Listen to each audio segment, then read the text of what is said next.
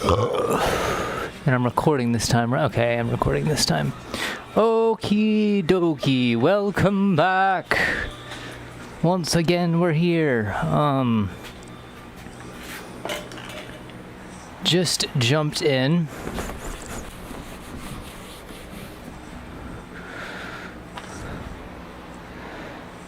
And we're about to begin once more. I'm going to scroll down our 4. And we're going to get started. It is going to be I think we're going to be doing pretty good today, if I'm being honest with you. I figured some things out. I kind of know what general direction I am flying in. I've, put my measure into what I need to be thinking of while I'm going about all of this.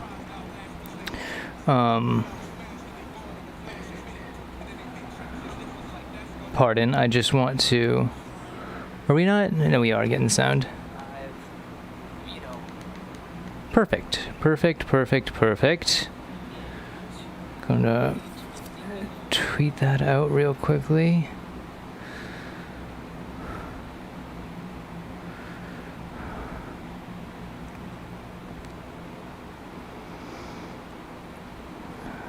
Nope. PATTC 4.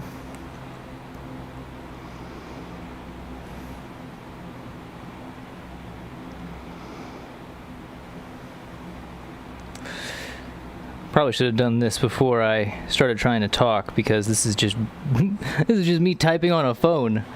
And of course, we're gonna have a few seconds of me still getting ready before we are ready to actually jump into exactly what is going to be done.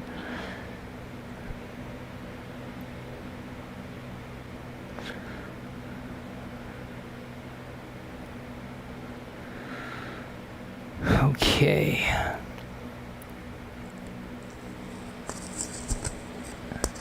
Hair in my mouth. Hashtag.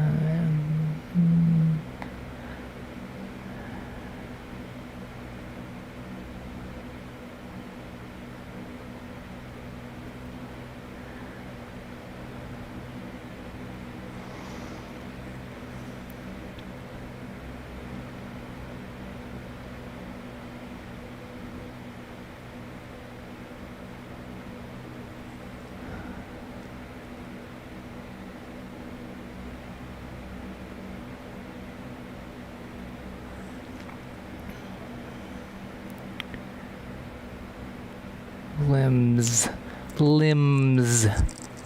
What a fun word. Limbs. Where's the B? It just kind of disappears. There's a B. Okay.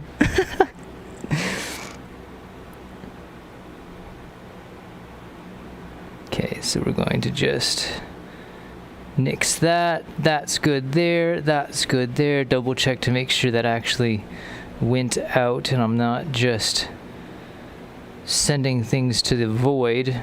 Well, in some ways I am sending things to the void, but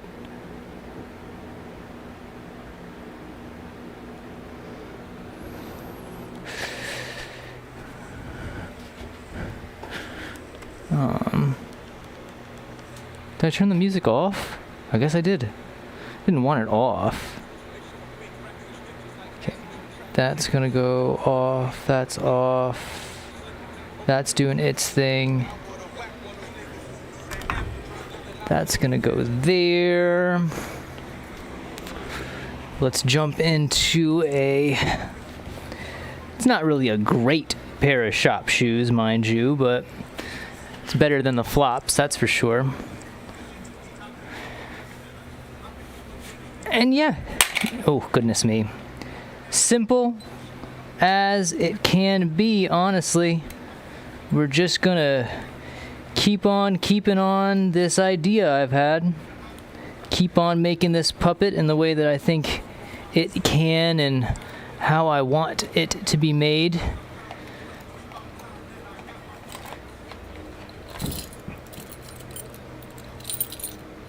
Okay, those can go there. Well, probably should throw those for there, just for now. And basically, I'm gonna jump in where I kind of left off yesterday. We're still gonna just work up the puppet body and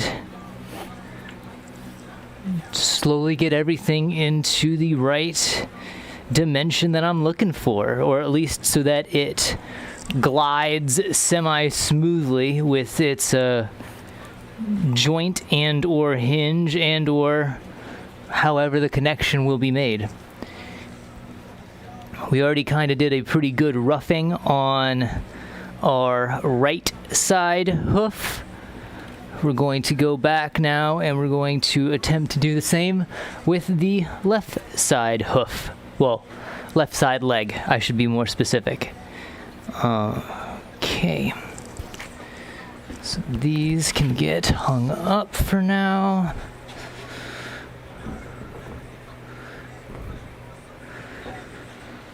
What else do we need? What else do I need right now? Okay, so is that even seeable? No, we got to lower it down a little bit, don't we? So let's lower our camera ever so. Is that seeable now? Much better. Much better. Much better. Okay, so that's our right leg. Here is the pieces to our left leg, and we already started the beginnings of getting the shapes that we're looking for in there. And when I'm talking about the shapes, what I'm referring to are specifically these parts to our joints so that we can have a clean bend at the knee. And this is the left one, and so there is definitely some work that needs to be done there. Right.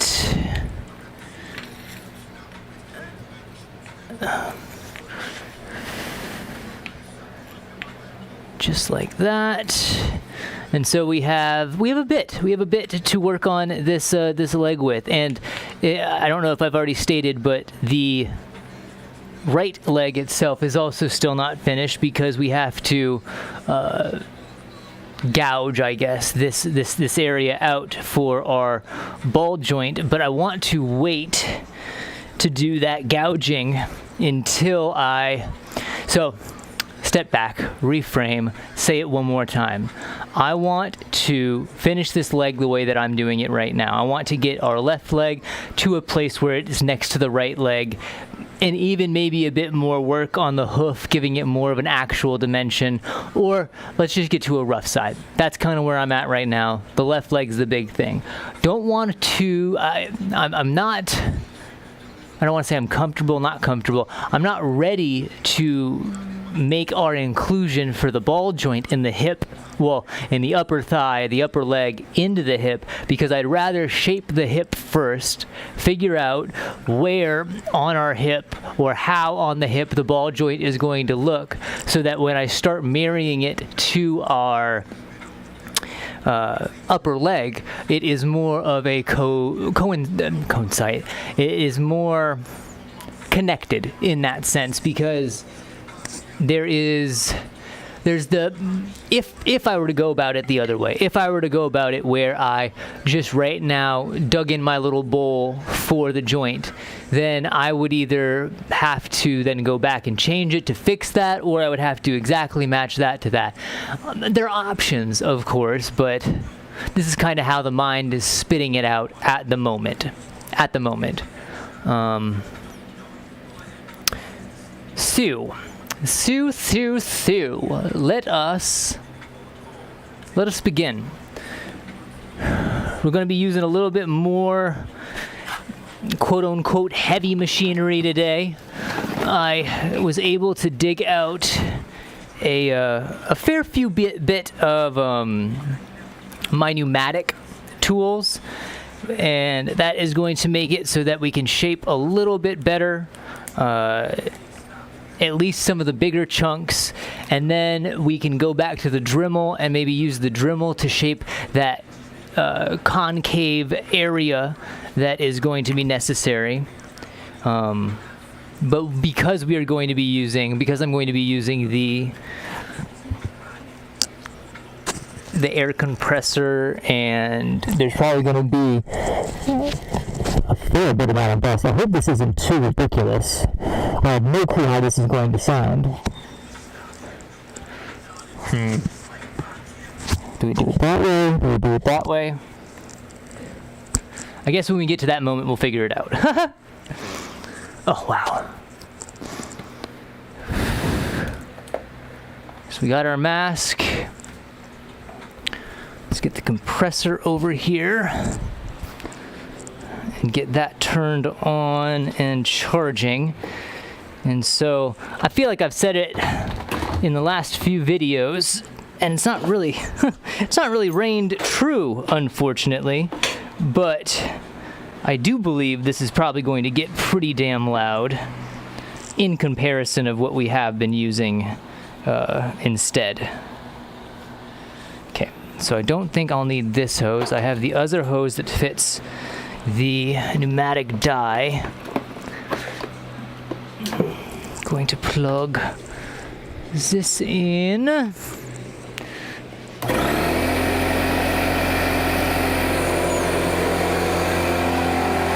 I need my there we are.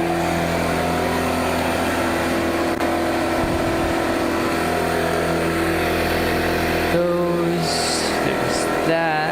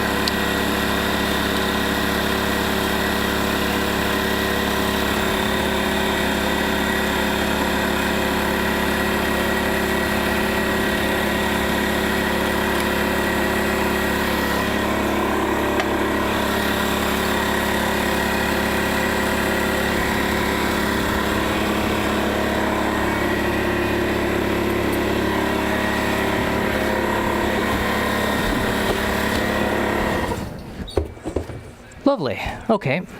That's filled. That's ready to go.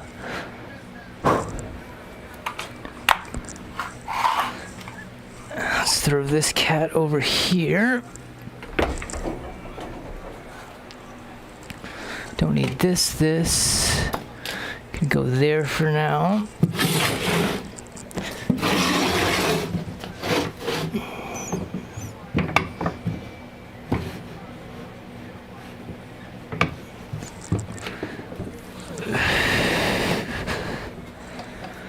Okay, where do we start? Where do I want to start? I think we should try to finish the concave part on here.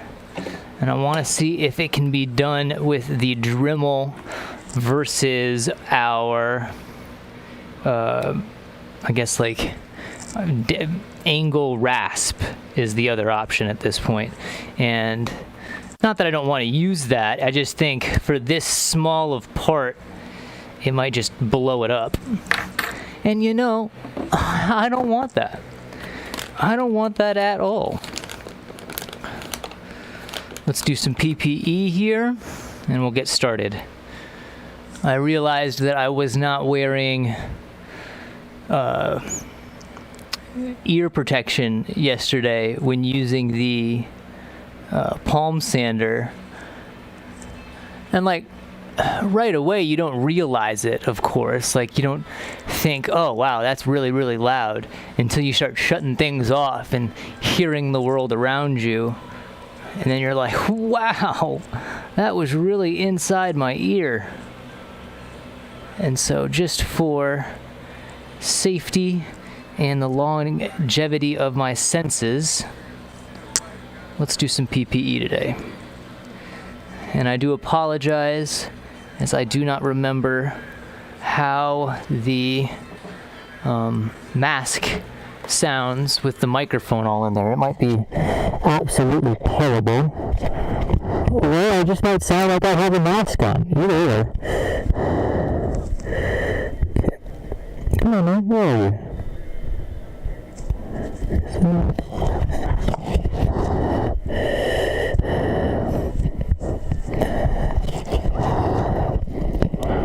It's so hard to wear this with glasses on.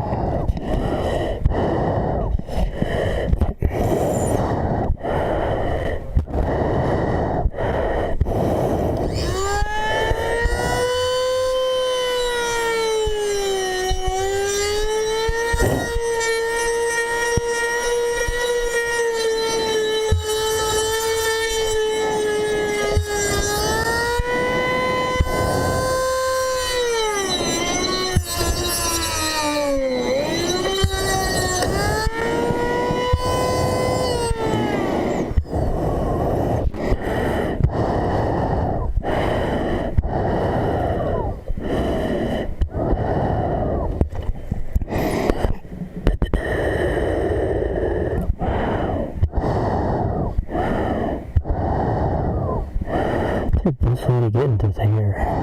I don't think that's gonna be. I'll just cut that deeper, I guess. Or do I have a skinnier rasp, perhaps? No? That's not gonna fit in there.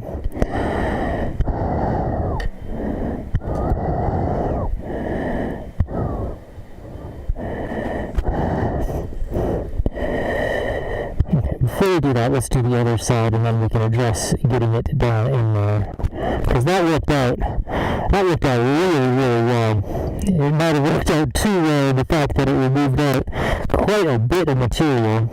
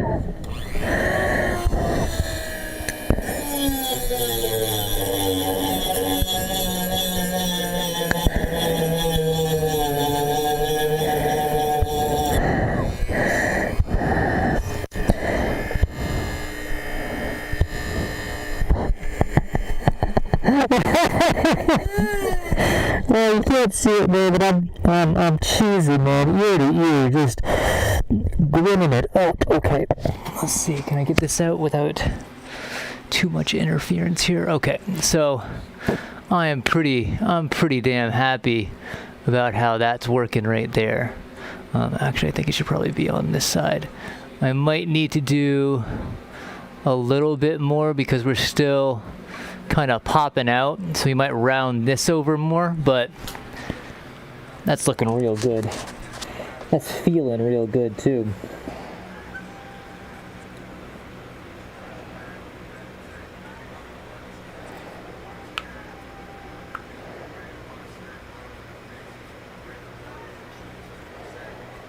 Yeah, that's feeling real good. I'm trying to think though, what's hinging?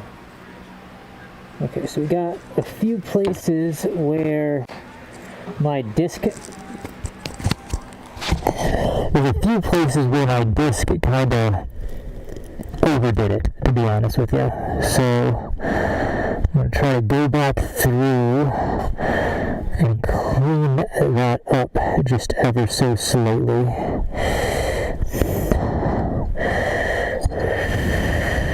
Let's go down with it like that. This can go back in the box. Are you hot enough? Not hot enough. Are you cool enough to touch? Yep. Okay. There's that.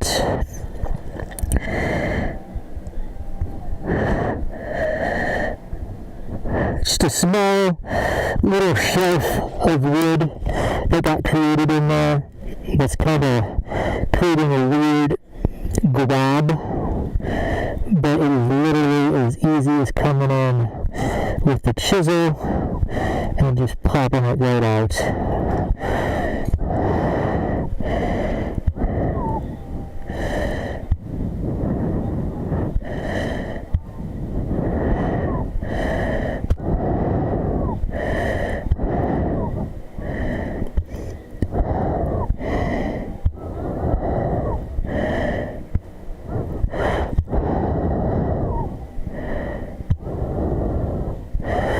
What I'm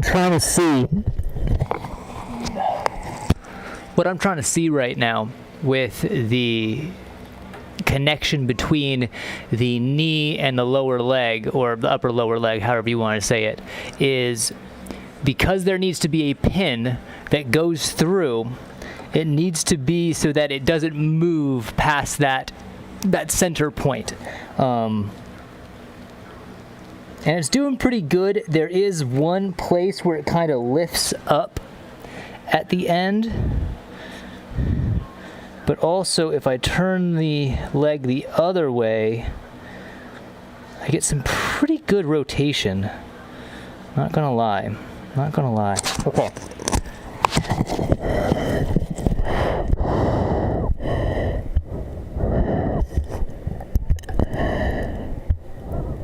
I think that's a good. That's a good start right there. That's a very good start. Okay, we're gonna sit that down. What do we want to do next? What is our next venture? What part of the leg do we attempt to fix / change / modify? Where did my ankle go? I'm missing an ankle. There's no QD on the mask, is there? Drat. Oh, sorry. Drat. Am I sitting on it? Is it there? Of course I'm sitting on it.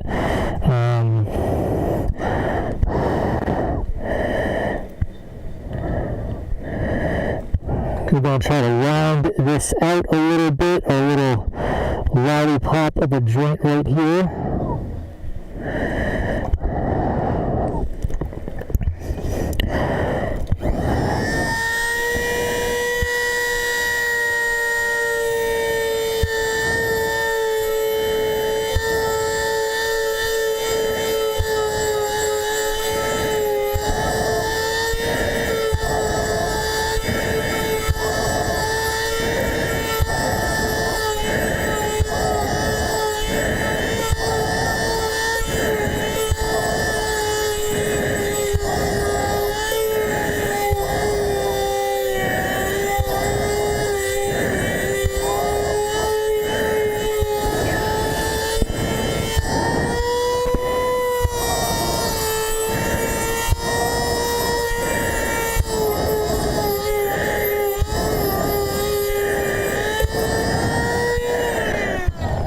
worked out real well too. Lucky days. And now we can bring it back onto the palm sander and get a more accurate fitment there as well.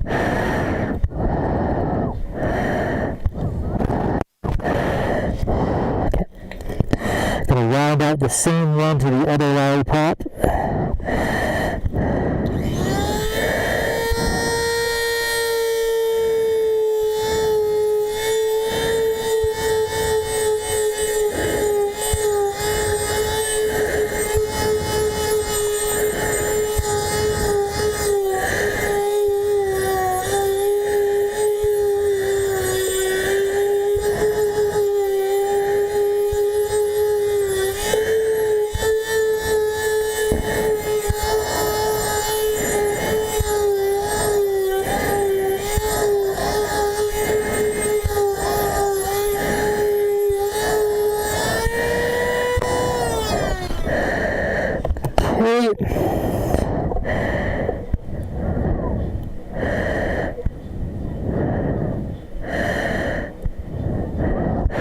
Okay, now we gotta go inside the fit and fix some of that up. Don't want to mess with that, or that. So we're going to start with the right fit, and then we'll go to our left foot next.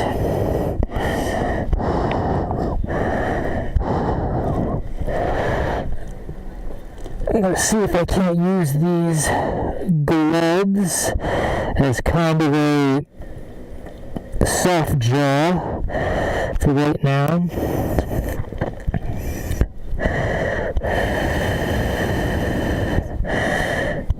Just so I'm not putting too much undue pressure on the shape.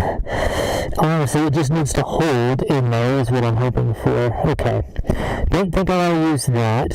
I do think I want to try to use the pneumatic. Okay. I'm going to do this.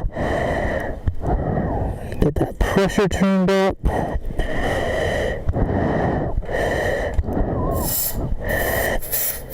Oh, come on now, please.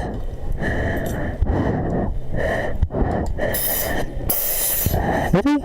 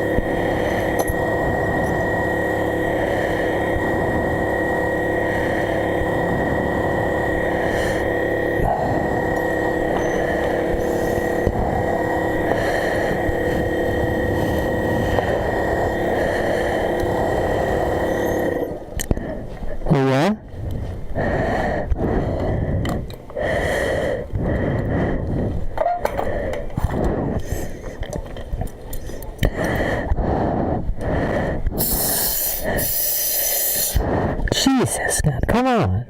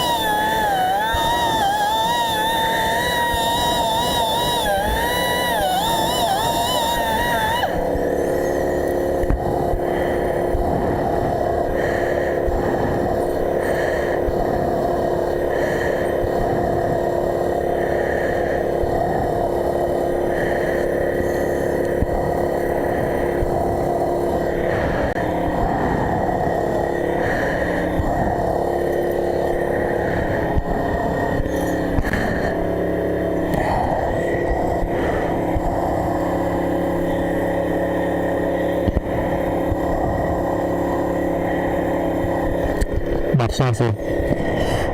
Much nicer.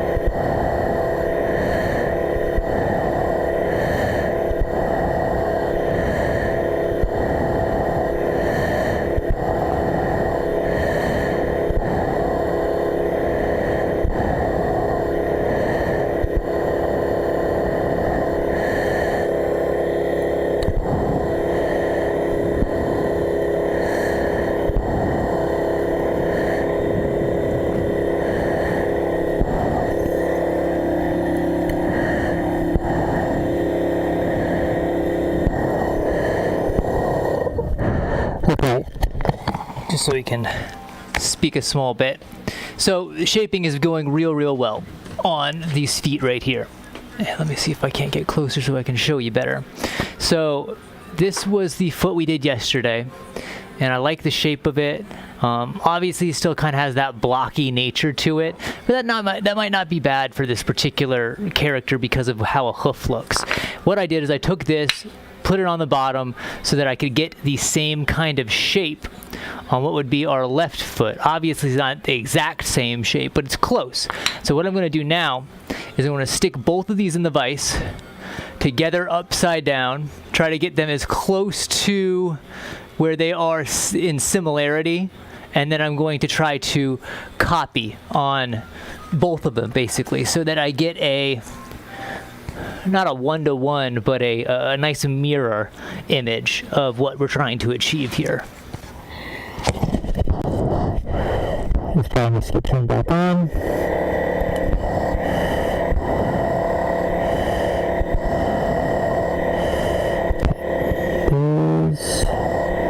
See, good view. Push that forward.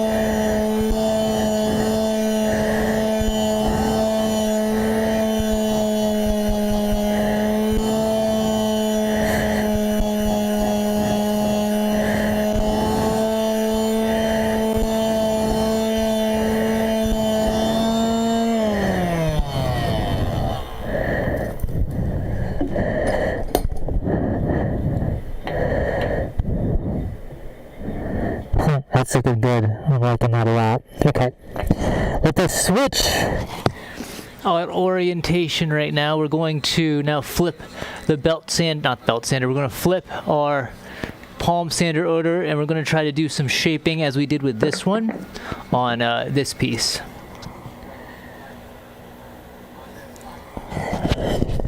Okay. Hopefully, everything looks like it's still working good.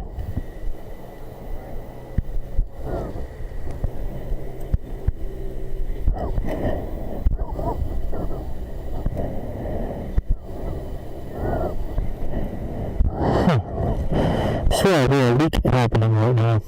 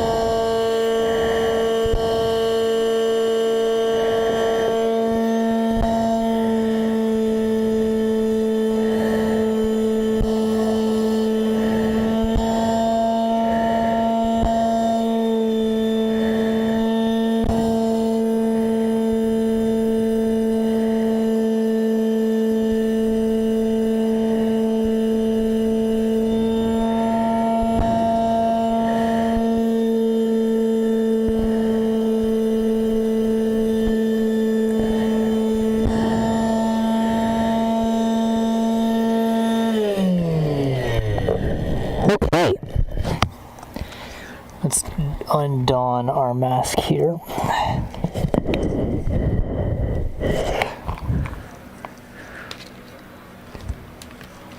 Wow. There's so much sweat inside the mask. Oh my god. Okay, that worked out very well in my opinion, honestly. Okay, so here are our 2 feet.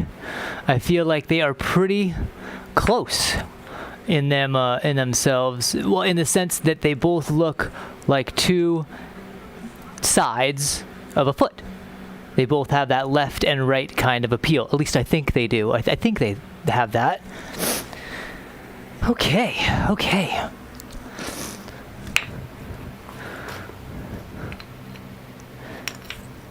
That goes in there. This goes in there. That goes there. This goes in there. That goes there. And this goes there. Look at that. Oh, wrong way. That way? No, I think it was the other way. And then we'll just swivel it that way. Look at that. 2 legs. Oh, you can't see him, can you? It's drat.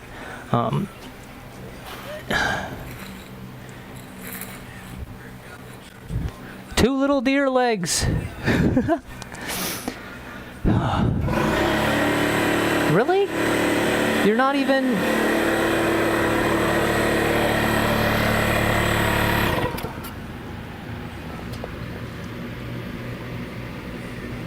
It must be leaking somewhere.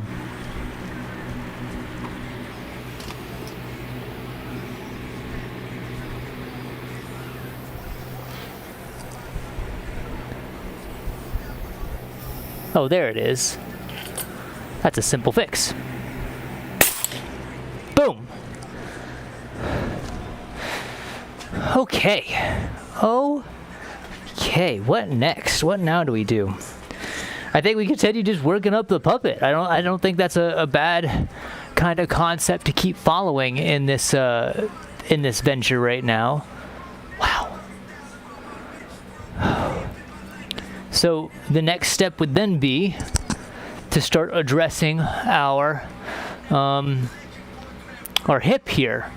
And the only thing I'm worried about is that it seems a little bit fragile in some places, but hopefully if we take it slow with both the compressor and rasps, I think we should be able to get a good form, a good joint, if you will. And the real important parts are going to be these ball joints at the end. So what I think I'm going to do is I think I'm going to start... I can take this out of the vise for right now. You did a very good job. Okay. So I do have a piece up on the top half right here. I don't know if you can see that black line on the bottom here. That black line needs to come down. It's just a little bit too wide for my liking. And I think if I cut it down a little bit more, I think it should have a better feel to it, as well as not being so bulky. Because we don't want it too bulky. Like, it needs to support, but we also don't want it to be too long or too wide or have too much unnecessary, what would be a good term? Unnecessary, goodness me, I can't think of something right now. Apologies. The only issue is, how do we hold this so that I can do it? I think the best option is going to be something around this. Just like that. And again, hopefully this doesn't crack on us for some kind of reason. Move these a little bit more forward so I don't keep kicking them. We could try to just attack this with a saw first and see if we can't cut it down without having to use so much noise. If we're going to use a saw, I don't need to put these in just back yet. Okay. Jump up. Got ourselves a nice looking jeweler's-esque kind of saw here. Craft saw, I don't know which one, whatever term you wish to use to describe such. we got this guy, and that's what we're going to use to try to get this piece out. Hopefully.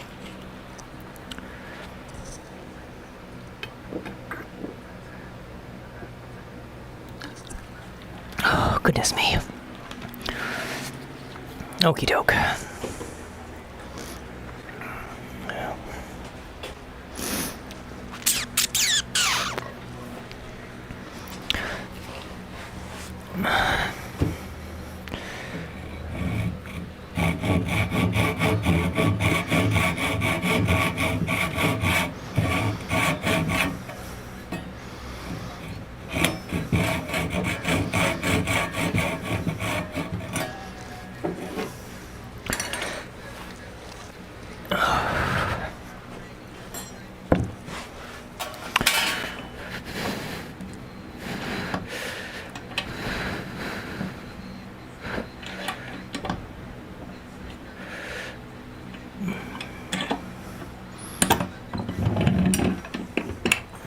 So I did it this way so that I would have a nice angle to work with here.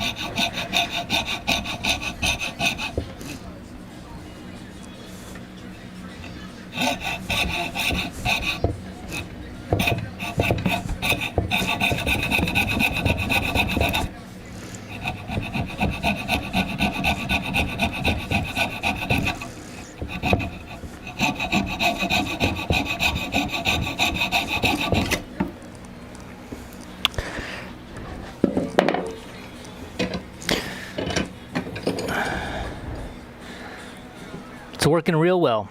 It's working real well, this.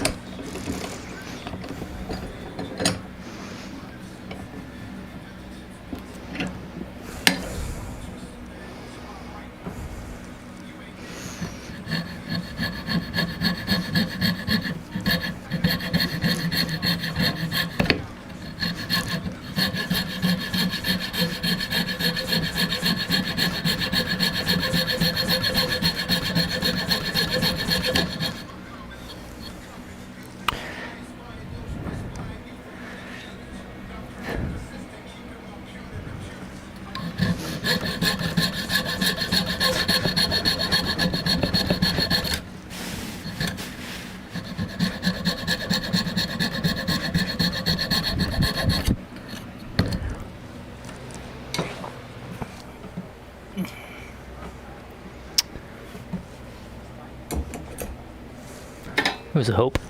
It was a hope. Okay, let's see here. What do we want to do now? Do we want to take a rasp to it? Actually, we could try. We could totally try to get our... Because we do have a shape right there that I can just see if I can't do the same technique with. For the ball joint area. Okay.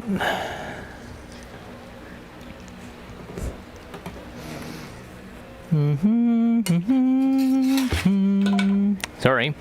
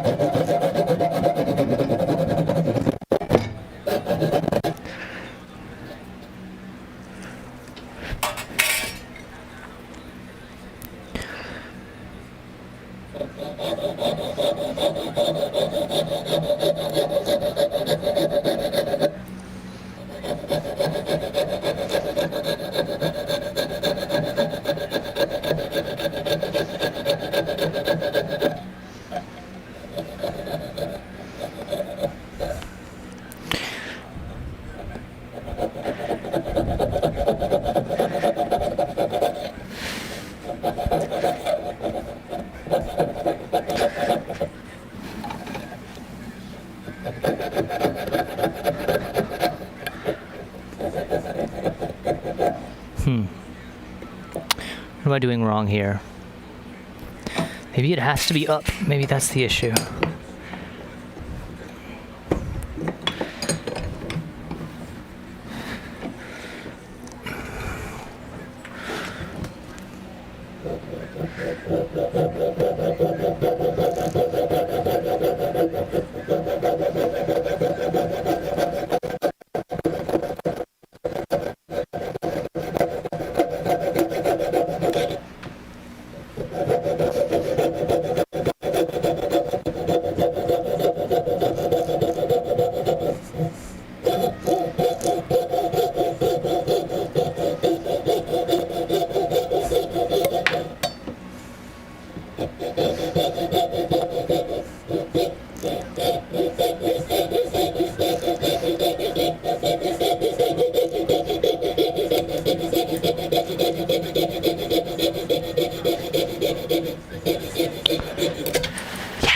Oh, that worked so well.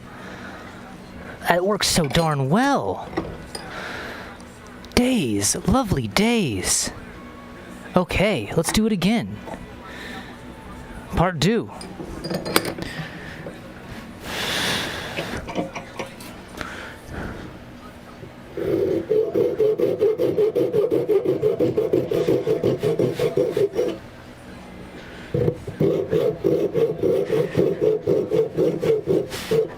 The reason I use the big saw first is so that when I get to those areas that are a little bit more, tightened up in there, it's much easier then to move around said area.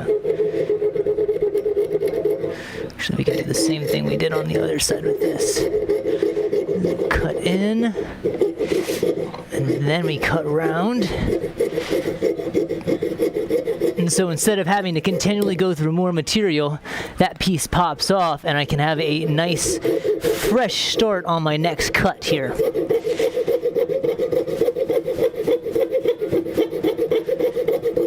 And then we get to the next part and it should pop off as well. It just makes it a little bit more simple to work around some of these more difficult curved areas as well. Because when you can restart instead of trying to force the saw, which in some ways I was trying to do with the bandsaw in that initial shaping, is that I was trying to force the saw to go where I wanted it to go instead of helping the saw go where I wanted it to go.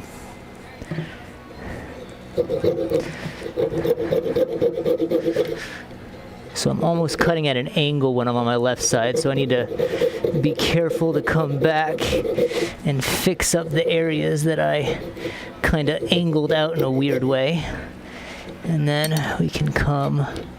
How do we do this one?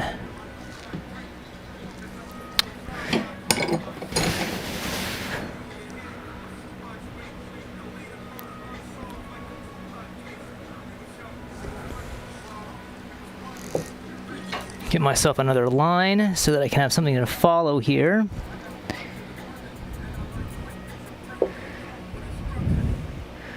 Want to even do some more on this side possibly.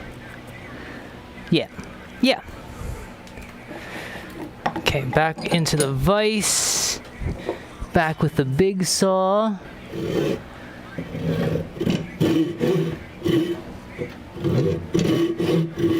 That and this particular chunk of wood here is really sap heavy for some reason. And I don't know if it's just been sitting for a long time in this shed or if it's just that kind of wood. I don't know. It's just really sap heavy and I can feel it, and more so it's kind of nice. I can smell, you can smell the sap heating up and kind of mixing as you pass over it with the blade.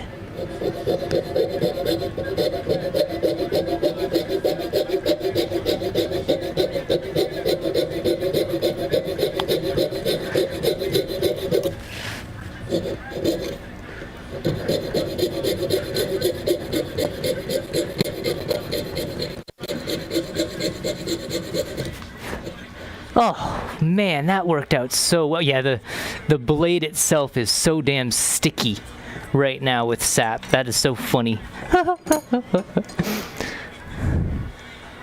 Okay, better. Now the question is, how do we form the ball? The ball joint right here. What is our best way of going about it?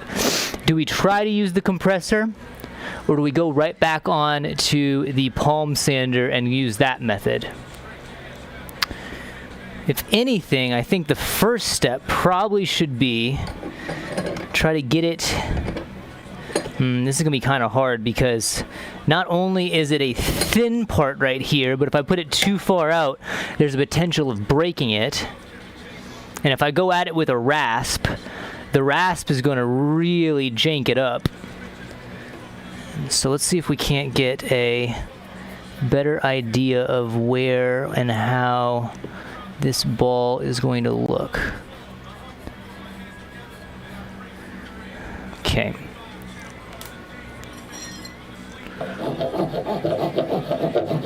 You know, I think the palm sander is going to be the way to do this, just so that I can actually...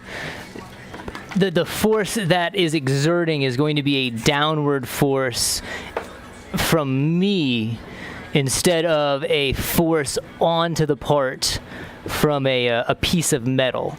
I could go at it with the compressor, but I feel like I'm going to have to stop and start like I was doing with the leg, because there's only so much pressure this tank can hold. Okay. PPE back on.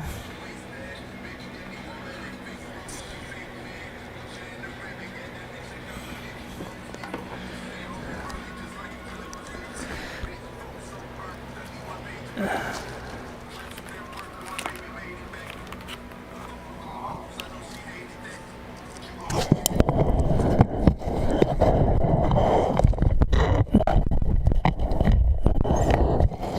we're back in there.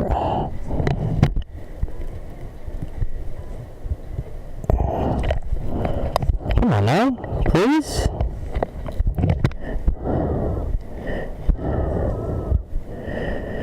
Man. Lovely days. That's good. That's good. That should hold for a second, so let's get to it.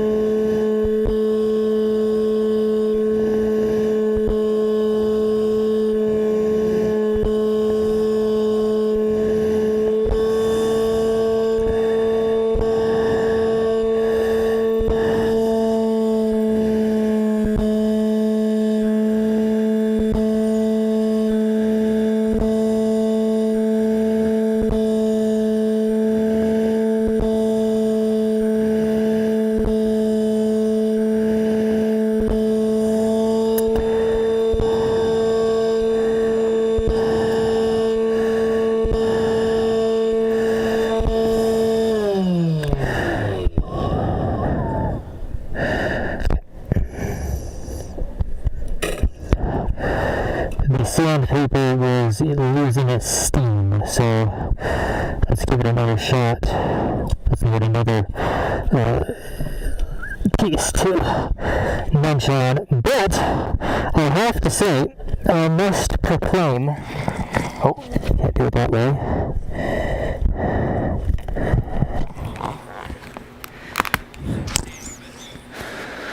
Oh, wow. Okay, so I think it's coming along pretty good.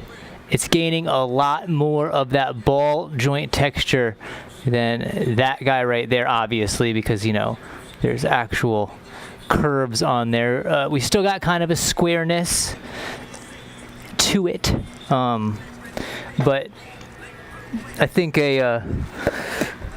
adding this brand new this brand new sheet of paper will definitely help it for sure. And then, oh goodness me, okay, I'm going to take this off for a second. Okay. Yeah, so adding this extra piece of paper I think is going to be a grand help to shaping it a little bit quickly, because I was using a pretty dull piece of sandpaper at that point. And then we can move on to the next part. Well, the other side, I should say, because all it's going to be is a repeat of this one.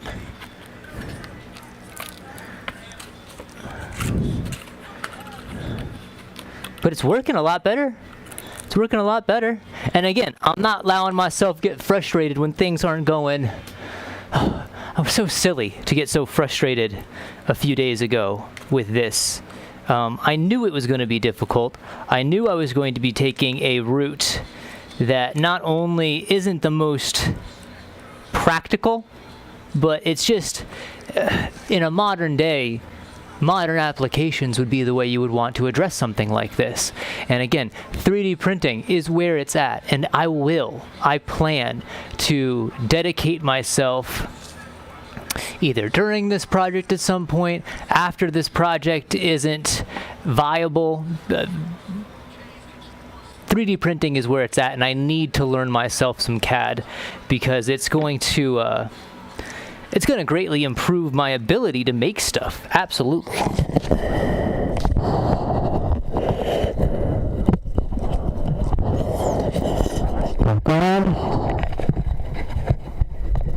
Probably scratchy as hell. It probably doesn't sound good at all, so I do apologize. I'll try to do something with the sound in post, but my editing isn't that good already, so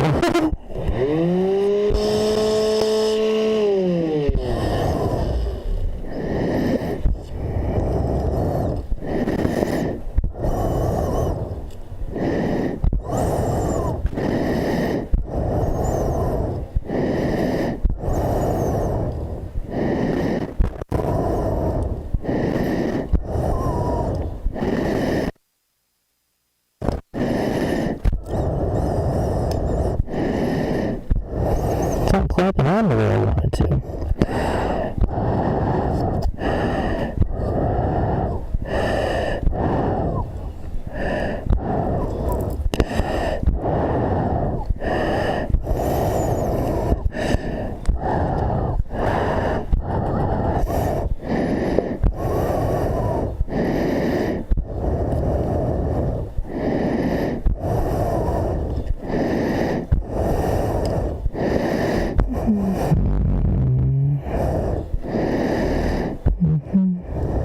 Come on, man. Jump in. There we go. That's what I'm looking for. Oh, much better. Close you up. Perfect. Perfect.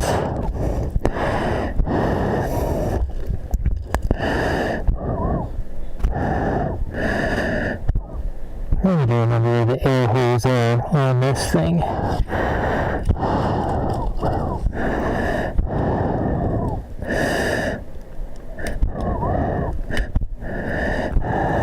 It's supposed to suck away all of the dust, but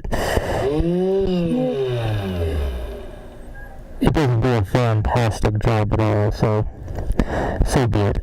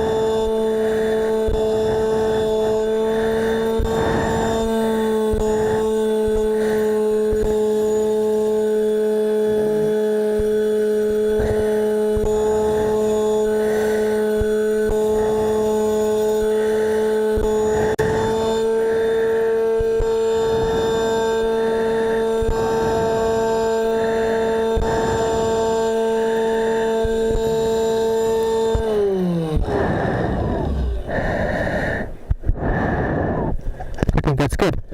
I think that is what I'm looking for.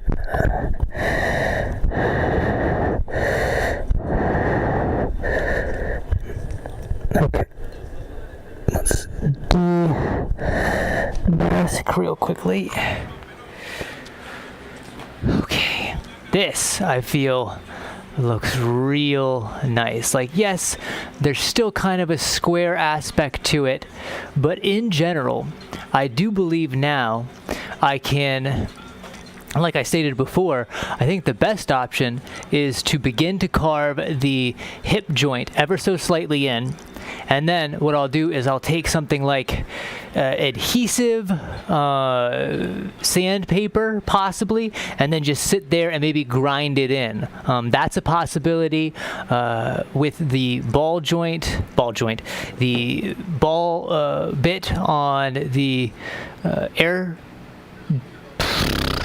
rotor, or the ball joint, I don't know what the term is. The ball cutter? The ball cutter on the Dremel could also work as well. It's a lot smaller, obviously, but it should still get in there pretty well. And so now we just change sides. And we start doing the same thing on the other side here. We'll use the rest of this piece of paper up, and then we'll get another sheet on there. The new sheet really does make the difference in just how much material is getting ripped off, because at some point it goes from removing material to almost polishing the material. I know in some ways the ball joint will have to have some kind of polish to it, so that, or a slickness to it, so that it will move cohesively in the joint itself. I gotta shape it first. I don't want to be putting a veneer or a surface onto something to then only remove it once again. So we'll make use of what we have, and then we'll switch out the paper.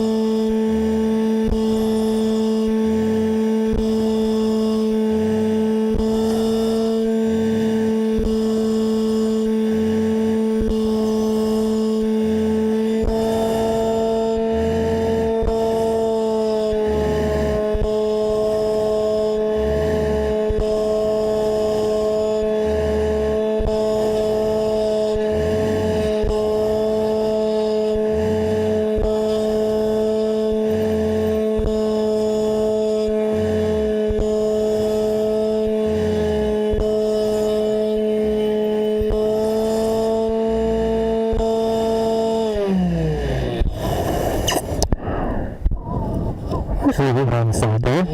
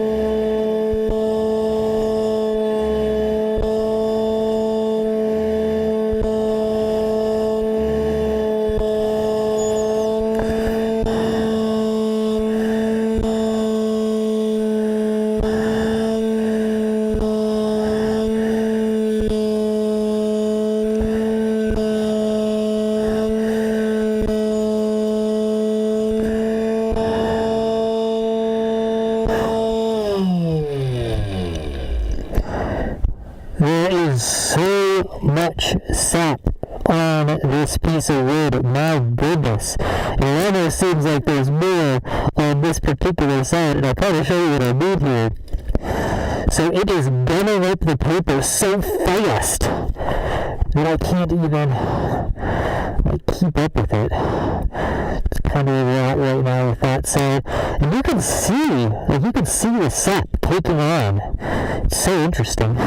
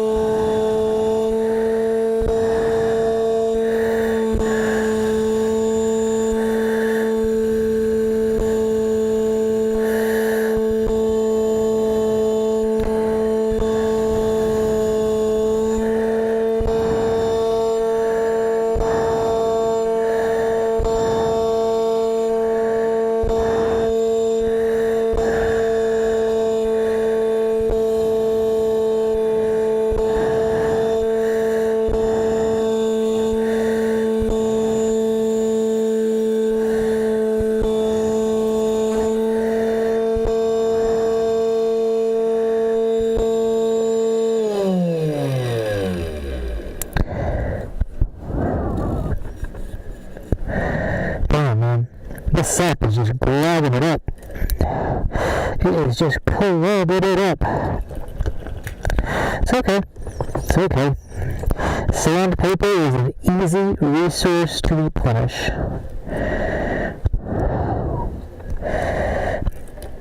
Okay, that goes there. Come on, I did this backwards. Why did I do it backwards? It's easier to go that side first. Get that all on. Then pull that side down. Then open up that side. Slot it in. Close it up. Oh, wait. Yeah, that's close enough. Okay.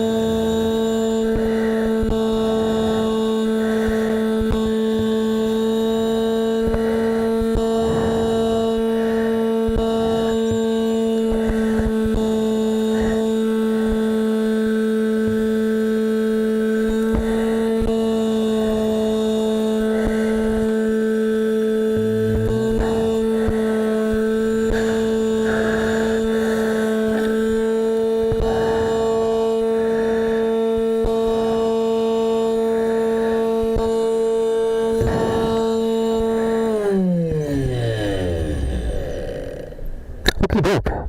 Okay. I think the hip is pretty well shaped at the moment.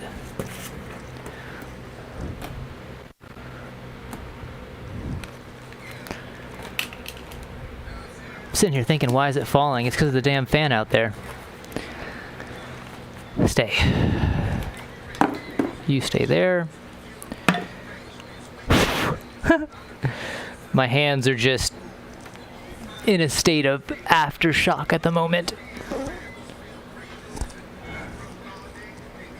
Hokey doke. Wow. That was intense, but I think we got exactly what I was going for with the hip here. We got much better area for our upper leg to join together. Again, this side was just so caked up with sap that it coated our paper so darn quickly.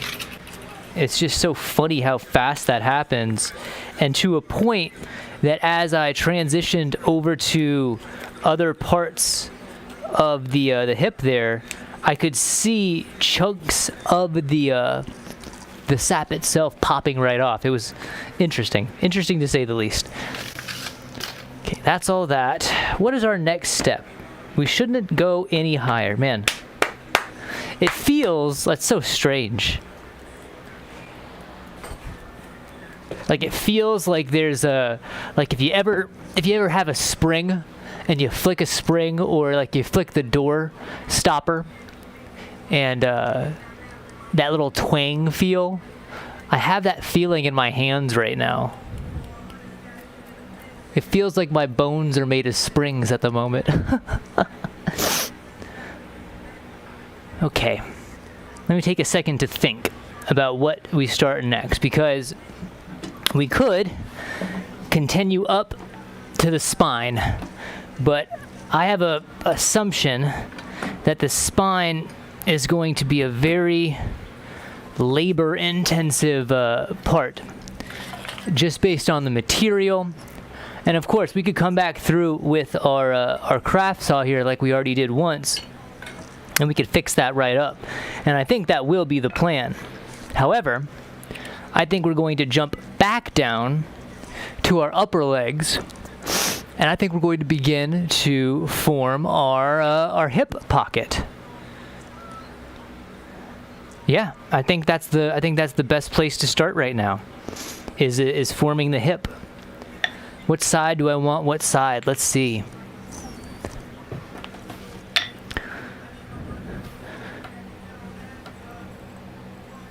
I'm just noticing now that my hip is a little bit longer on this side. I think that should be okay right now. I think that imperfection will get covered up with not only the fur that would cover the puppet, but it would also, that is the area where Chopper's shorts are going to be. So those shorts add a nice bit of bulk on top of the bulk that is already added with the, like I said, with the fur.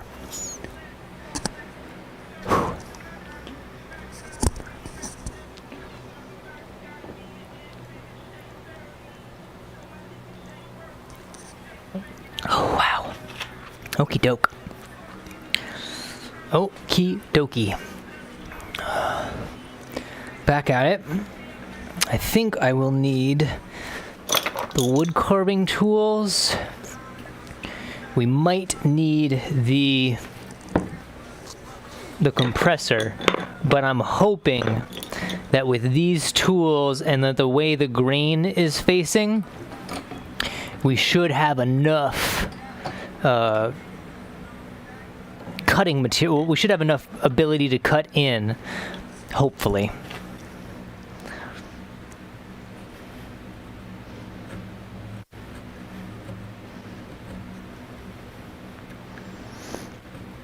And this literally is just going in and peeling back the parts, creating kind of a bowl. And then with that bowl, we'll slowly start to try to marry up the hip joint.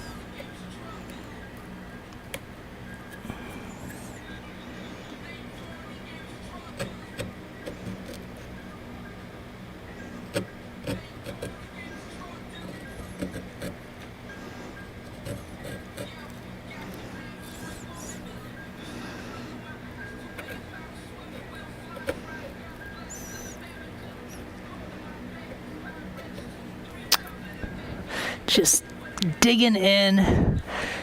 Also trying to make sure right now that as I'm carving up, I'm not going too far into the grain that it's going to shoot out at the top, because I don't want to ruin that area up there. But I have to work with where the grain allows me to cut. And so it's slow. It's slow. I've seen impact chisels do this pretty well. But again, I think it's always a good thing to remember the material that we're working with right now. So wood itself has kind of a structure that must be followed. It has a grain structure, it has a grain flow, and it also has just how tight that grain structure is, or how loose that grain structure could be. You have grain that can run in random kind of ways. This particular upper leg, because it was cut with all of the same material as the other ones, has a pretty distinct, nice, straight grain structure. But when I look at this one here, I don't see that same grain structure. And then, when thinking about wood, because wood's it really is a fun medium to play with. Because it really, if you know what you're dealing with and how to mold it, and you don't get frustrated, it tends to move itself out the way when you want it to. But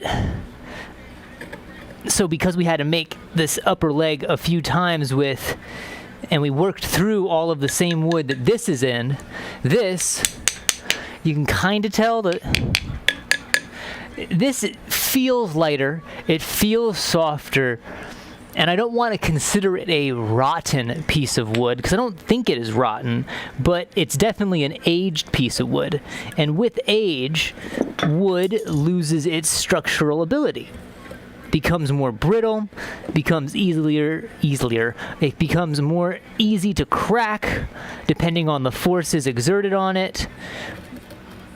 If you've ever seen an old log fence post that's been sitting up for a very long time, different parts of the grain will wear away before other parts do, leaving this kind of weird, almost, I think it kind of looks like a castle parapet in some ways, where you have these indentations, and then it's like almost like a flowing, it's like the flowing, it looks like wood grain without a part of the wood grain. It's such an interesting quality that happens.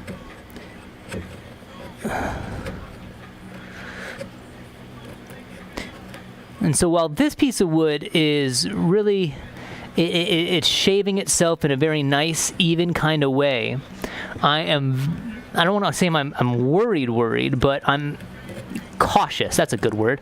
I'm very cautious with our next upper leg piece over there, this one, because of how soft it appears to be, because of how old the wood appears to be. And I want to be careful with that, because I would rather not make a 5th version of that particular left upper leg, because we've made it a few times now.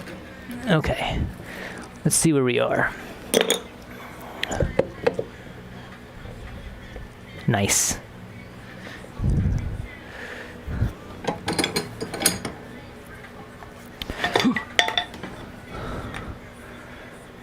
Oh, that's nice. That's working real good. It has a nice little play to it on the side if we need to, but the most important part is that it kind of has a nice rotation going on right there. I think we just continue to shape into it, and then as we shape into it, can you see that? Yeah, you can. As we shape into it, we'll get more of a nice cohesion going on. Of course, because this isn't perfectly round, we're never going to get perfect cohesion, but we're going to get close. We're going to try to get close at least. While I was carving out the hip here, I had a little bit of a kind of like, oh, I could have done this kind of moment. And then I kind of corrected myself, because what I could have done with the hip is I could have just made a straight piece of material on the lathe, kind of like how I did with the legs. Maybe instead of doing a full straight piece in the middle, I could have left a whatever part of the board or piece of wood would have been left in there. And I could have just left that, and that would have stood as the same that middle part would be for us right now. And what I thought is that with that straight piece, I could essentially do the same thing I've been doing with the joints with these cats, and I could have turned out just a ball joint. It would have been more spherical for sure. That's for definite sure. And there would be more consistency, I feel, between the parts. The only thing that my mind then came back with at me was, if we had done that, there is a possible weakness in where that hip connects. But you could have just chalked it full of wood glue, and that would have worked out pretty well. If we go for a second variation of this puppet, or this puppet body, that would be a good thing to think about. I've also thought that PVC would have been a good structuring material, because it's already straight, it already has a consistent dimension through itself, and then all you have to do is where your joints are, you just make something to fill those joints in. And whether that would have been me creating a wood joint, or if perfection was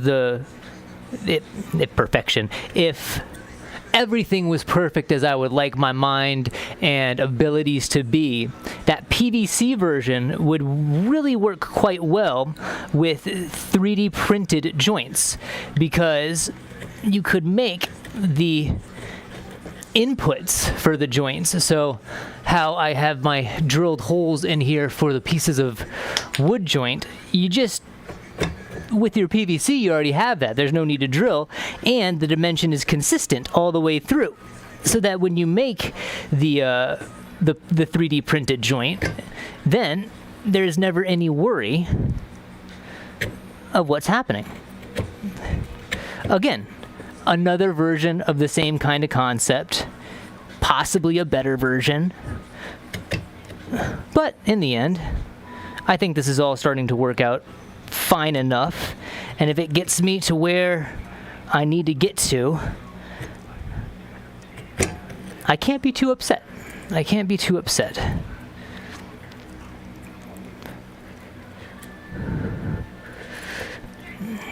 Can't tell if my chisel is getting duller or the wood is getting more, I don't know, laden with stuff inside.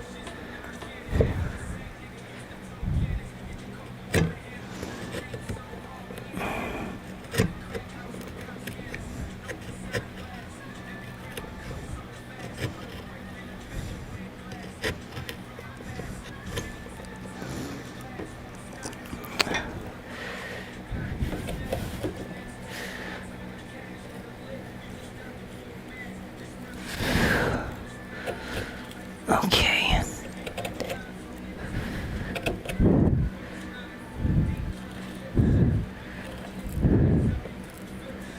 We're going to go on this side and come back in and meet all of those cuts that we just made. And they should all kind of just flop right out like that.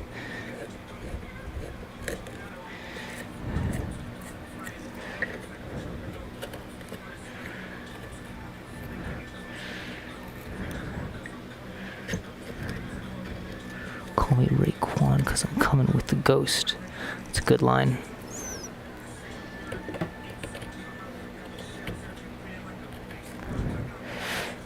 Okay.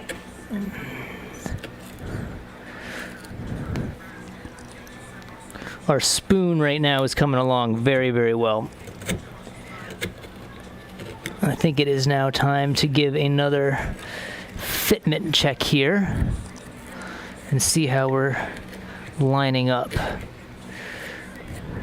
Can we go on that side a little bit more?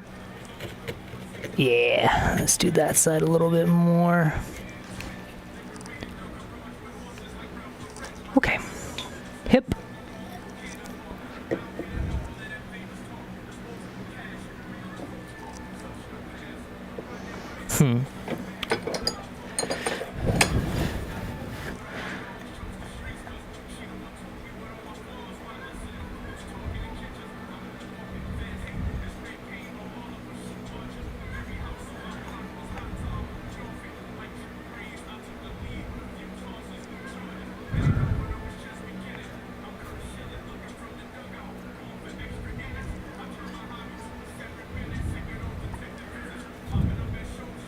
Almost would be better actually now that I see it, is if the hip is like this instead.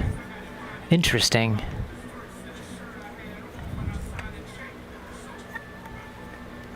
That's something to think about. I think that one's pretty good for now. I think we'll let that one lie. And we will begin on the much more brittle of them.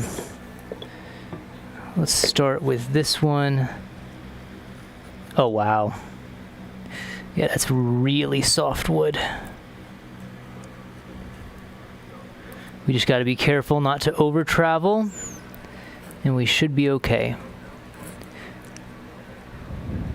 Of course, right when I say that, I start to push past where I should be.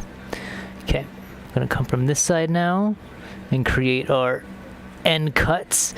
The end cuts make it so that when we complete the cut, it doesn't send the grain off the piece. If it's too shallow, it might not work. If it's not enough of a cut, it might not catch it soon enough. a better example for what I'm trying to explain here is when you're using a chisel and you got that flat edge. If you are trying to make it so that you don't splinter out the inside of the board, you take that flat side and you bang it down, and what that does is it cuts all of the wood grain down, which means that all of those pieces are already broken away from each other.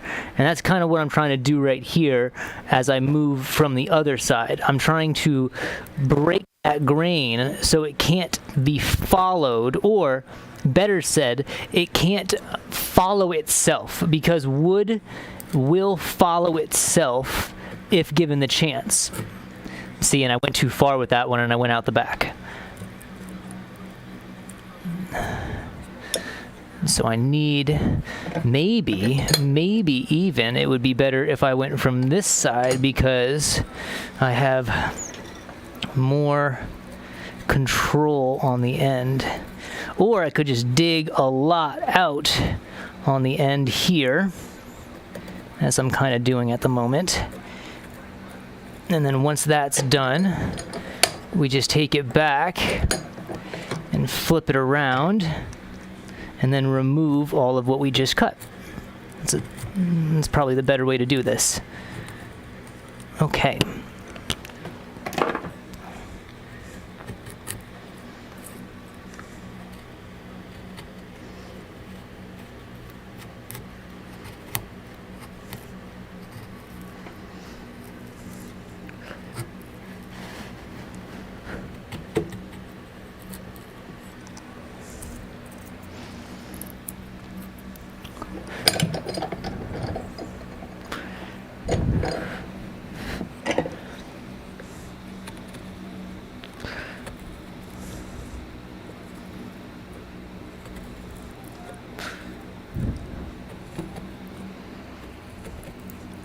So I was kind of wrong. The grain is moving in a certain direction. I guess just the way that I cut the face of this piece doesn't really expose it that well.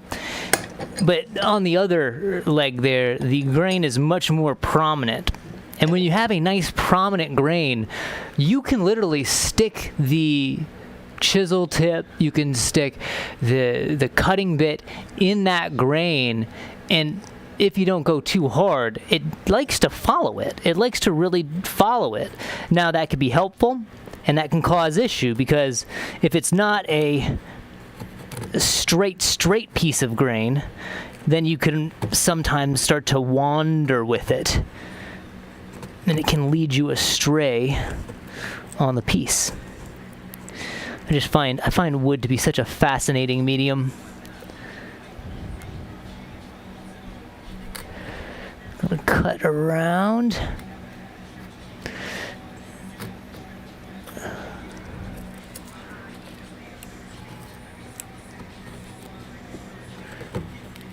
I'm gonna flip it around one more time here and cut out all of this extra bit we just cut in, and we'll do a fitment to see how well we're looking.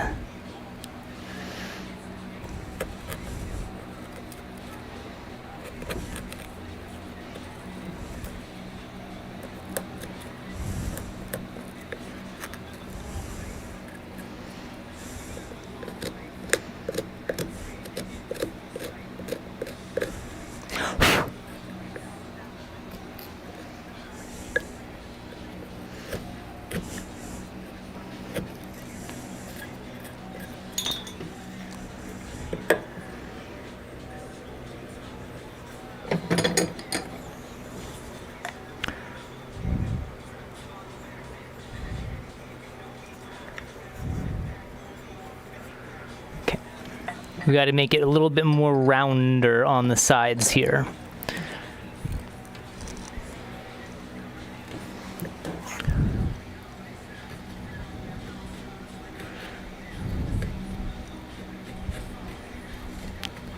And this is where it gets a little risky with this, because we're getting closer and closer to the edge of the part. Now, we do have quite a bit of material, because I am cutting into a flat face of the wood that we carved out on the bandsaw there. And because that flat face, it looks like we have less material, but I can see on my sides where the lathe cut our diameter around. We still have a good bit of material. I could possibly, and this probably isn't necessary in this case because I don't think we're actually going to be able to punch in and like literally ball joint it together. That's why the leather strips are going to come into real importance here once we start marrying it together, is that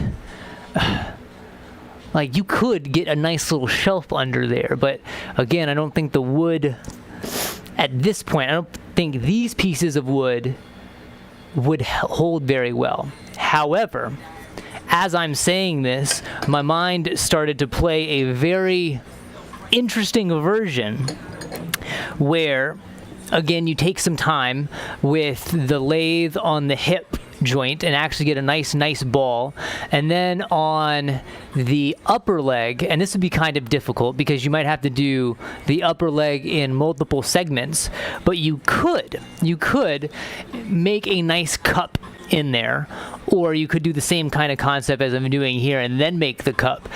And then what you do is you basically, you could steam the wood. You could, I guess, douse the wood as well, but you might warp it if you do that way. I think steaming would be the best option.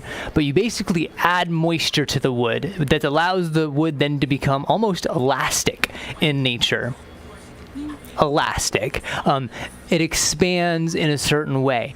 Then you could punch in that actual ball joint that is made of wood, and then as it dries, it would then clamp onto itself. Whether that would be in too intense of a clamp, I don't know, but the idea played in the mind, and I thought that was kind of an interesting thought.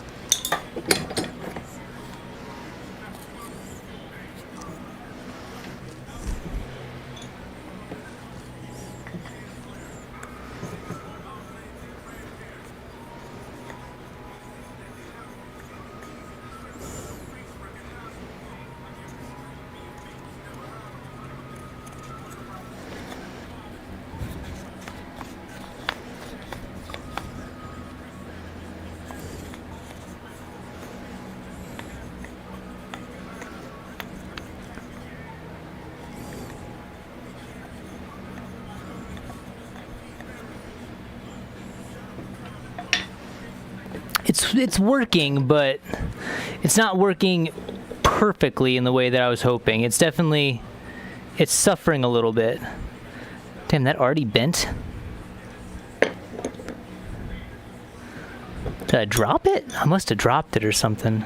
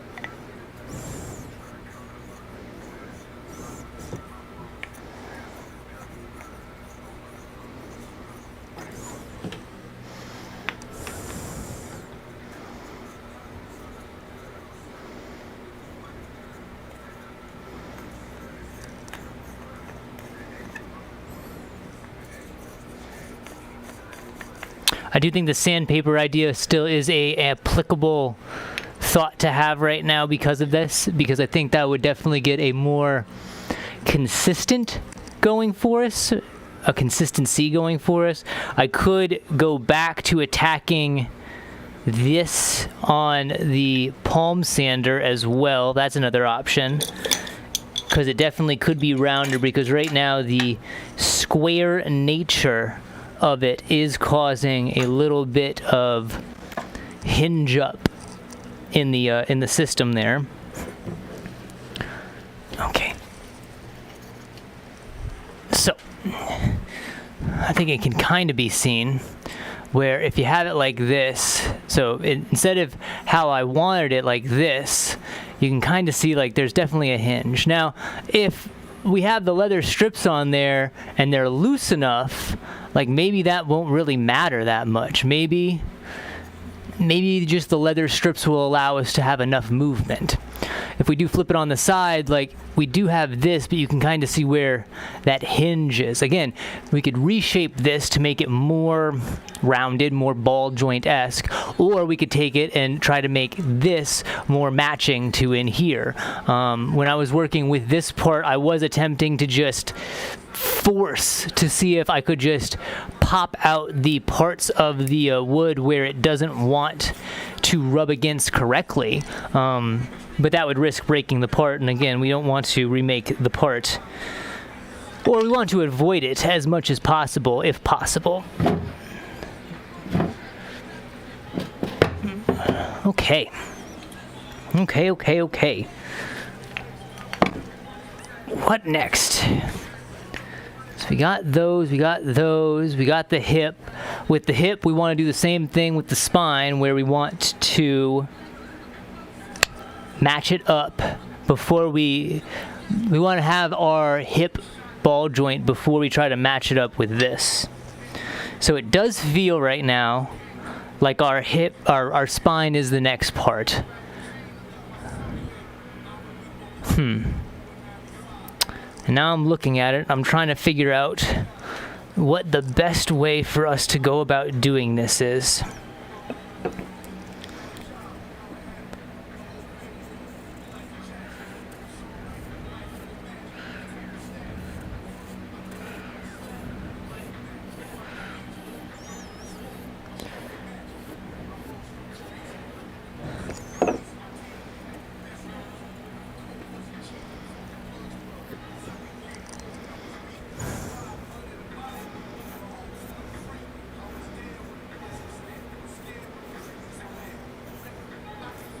Well, in a big sedan.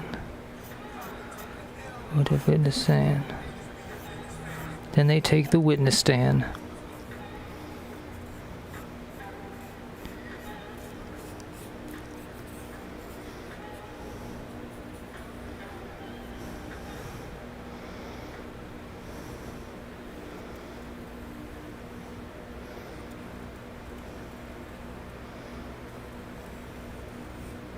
And obviously, the spine is pretty damn pivotal in how it will not only stand, but if it looks lopsided, if it kind of has a weird slant or cant to it.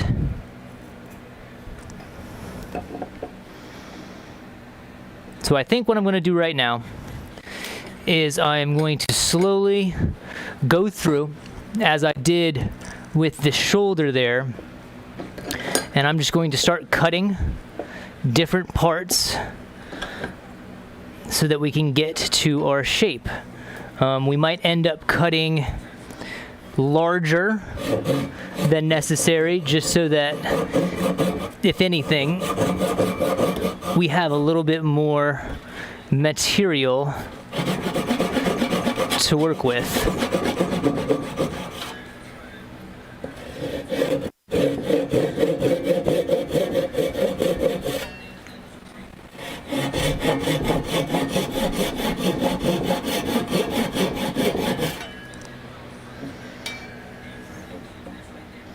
I wonder if we could actually just...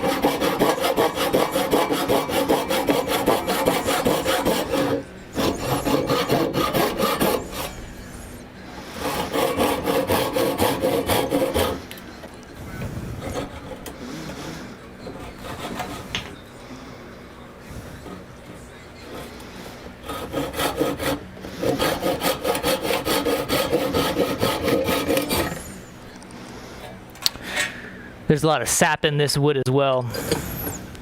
It's kind of silly, not silly, it's kind of interesting because you can see it. You can see it in the sawdust and in the wood itself. And then when you pick up this sawdust, it doesn't just blow away, it's tacky. It has a stickiness to it, which is kind of, I've been giving wood all of the praise right now because it's such an interesting material. So do put up with it if you will, please. Do put up with it, Will.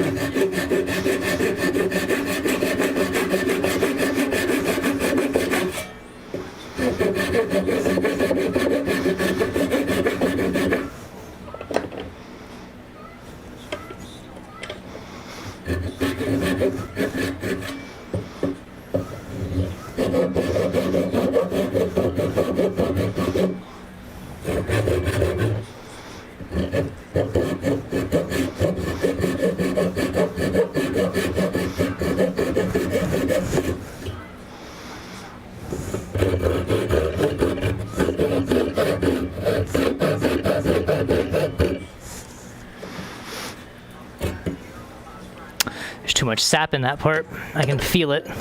I can feel it.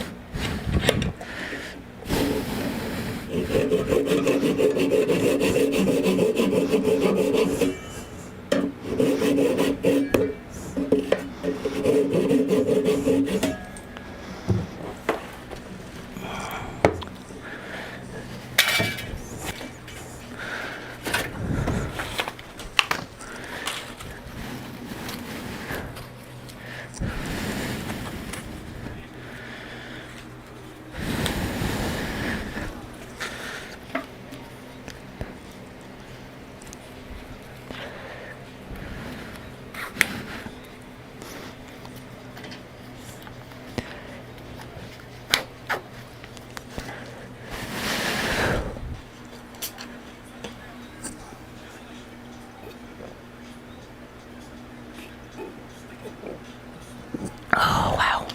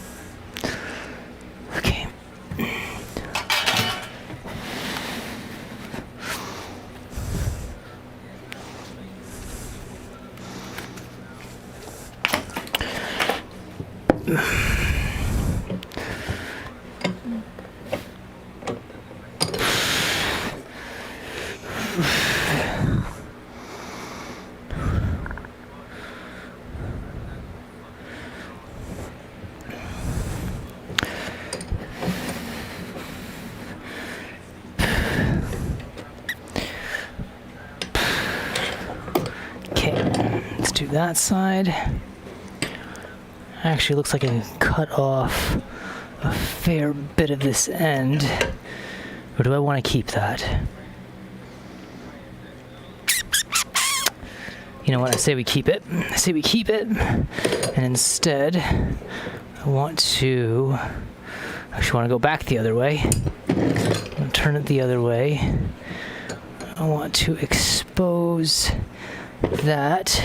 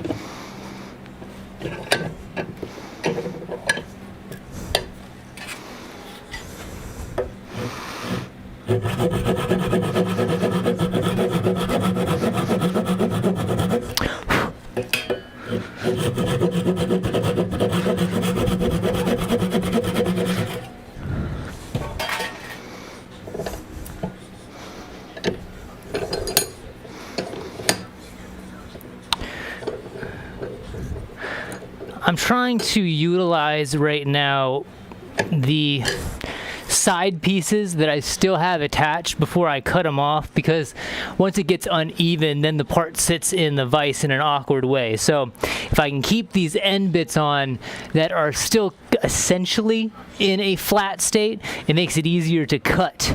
It makes it easier to cut. Oh, wrong side. I guess this side doesn't really need it as much. Okay, let's see. Let's go back to trying to cut this out now. Oh, no, this can stay in there. I want to turn... No, I can't. So, okay. I want this out. I want to flip it around.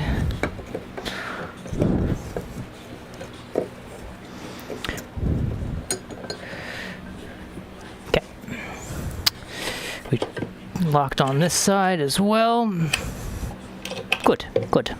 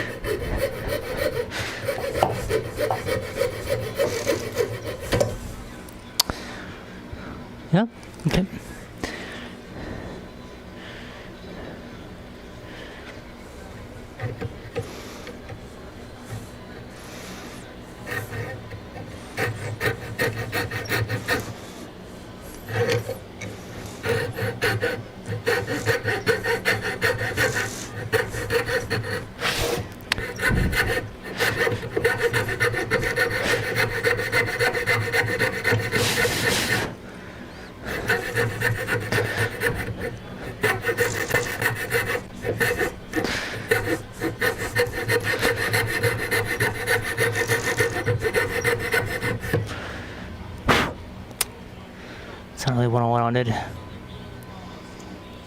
Do this instead. Okay, I'm gonna come back. I think we can still make it work.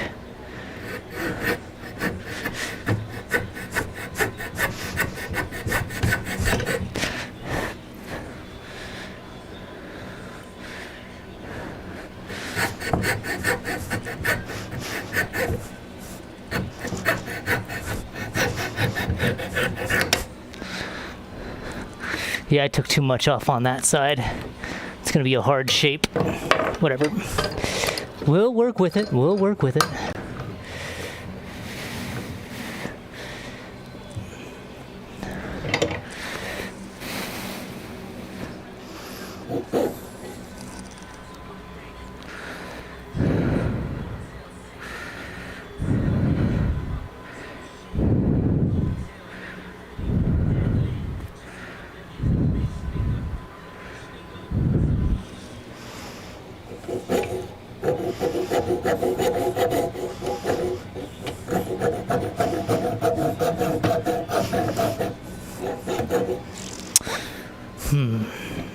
What's going to be our best way to go about doing this?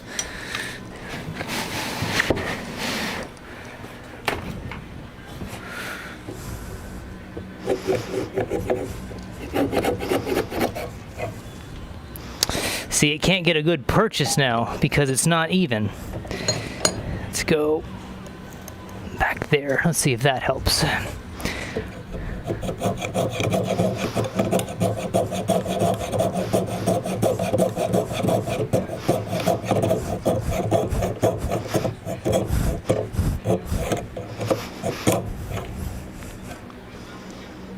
I can live with that. And then if I can cut into here, that should free this side up.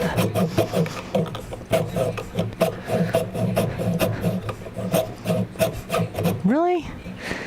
I think you're just being stubborn now, Part. Come on.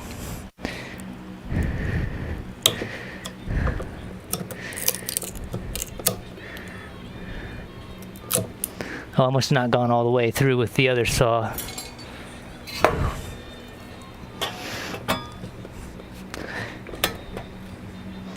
It's not gonna work.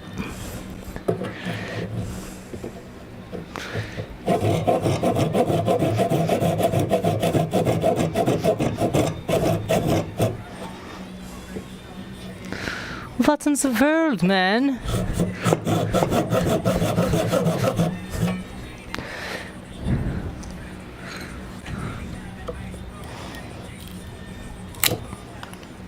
Perfect. Totally worked. Exactly what I was looking for. I think we could fix this side just a little bit more. I just think it needs to be farther out than it was, because then I think we can get the saw behind it.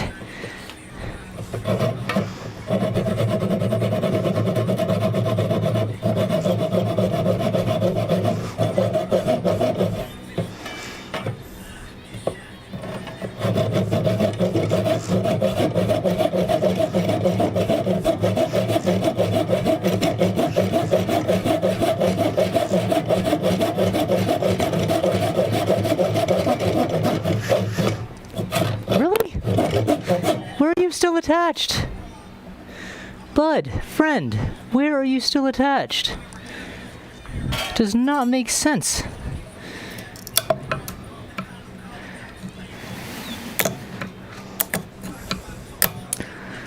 Close enough. Close enough. And there basically is our goofy looking spine. Now we shape it. Now we shape it. I wonder if I can do some pre-shaping with a chisel. Try to get rid of some of these corners first. Where is your cap? There it is. Because if I can get rid of some of the corners, because I can already tell that this is some sappy wood, without the corners, there might be... Or maybe I can attack it with a plane instead. Because I feel like a chisel is always going to want to dig down.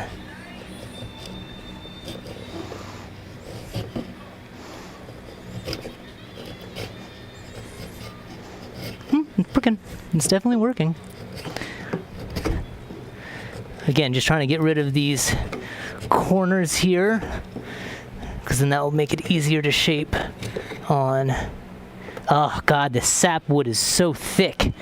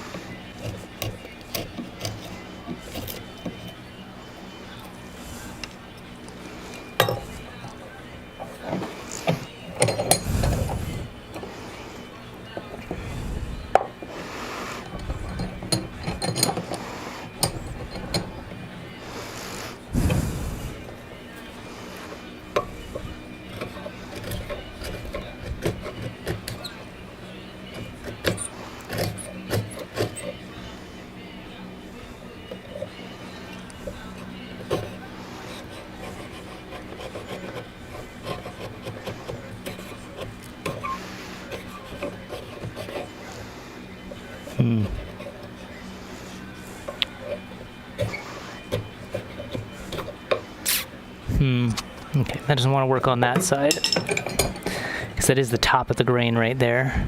But I think we can still flip it and do the rest of this side, and then flip it around, and then do the back.